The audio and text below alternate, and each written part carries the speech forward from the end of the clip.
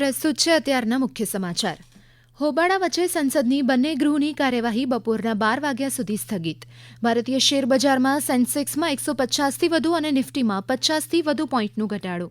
આજે સવારે 6 વાગ્યાથી 10 વાગ્યા સુધીમાં રાજ્યના 154 તાલુકામાં વરસાદ, ઉમરગામમાં 8.7 ઇંચ અને ઉમરપાડામાં 8 ઇંચ વરસાદ નોંધાયો. રાજ્યમાં વરસાદની સ્થિતિ અંગે સમીક્ષા કરવા મુખ્યમંત્રી સ્ટેટ ઇમરજન્સી ઓપરેશન સેન્ટર ખાતે પહોંચ્યા. વિવિધ એજન્સીના અધિકારીઓ પણ હાજર રહ્યા. અમદાવાદમાં સવારથી જ ધોધમાર વરસાદ શરૂ થયો. વરસાદને કારણે અનેક વિસ્તારમાં પાણી ભરાતા વાહન વ્યવહાર પર અસર. ભાવનગરમાં સવારથી જ સમગ્ર જિલ્લામાં વરસાદની આગાહી વચ્ચે છૂટો છવાયો વરસાદ. વલસાડના વાપી તાલુકાના કોપરલી ખાતે ભારે વરસાદથી ભરાયેલા પાણીમાં બસ ફસાઈ.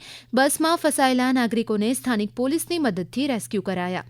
પંચમહાલ જિલ્લાના જાંબુઘોડાથી બોડેલી તરફ જતા મુખ્ય હાઈવે પર આવેલા ખાખરિયા ગામ નજીક નાળામાં ભારે પાણી ભરાઈ જવાના કારણે તંત્ર દ્વારા તાત્કાલિક ધોરણે આ માર્ગ પર ડાયવર્ઝન આપવામાં આવ્યું. તાપી જિલ્લાના ડોલવણ તાલુકાના દોડિયાવાડ ફળિયામાંથી 11 લોકોને બચાવાયા. રાજ્યમાં આઈટીઆઈના મેગા અપગ્રેડેશન માટે 177 બાંધકામ અને રિનોવેશન પ્રોજેક્ટ્સને વેગ.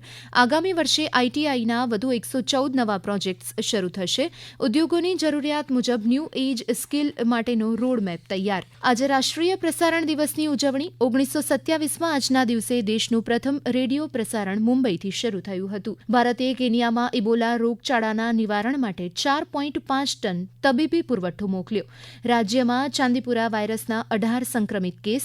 અત્યાર સુધી 12ના મોત. કોમનવેલ્થ ગેમ્સનો આજથી સ્કોટલેન્ડના ગ્લાસગો ખાતે પ્રારંભ અને ભારતના પીવી સિંધુ, આયુષ શેટ્ટી અને લક્ષ્ય સેન ચીનના ચાંગઝોઉમાં ચાલી રહેલી ચાઇના ઓપન બેડમિન્ટન ટુર્નામેન્ટના સિંગલ્સ પ્રી ક્વાર્ટર ફાઇનલમાં પ્રવેશ્યા.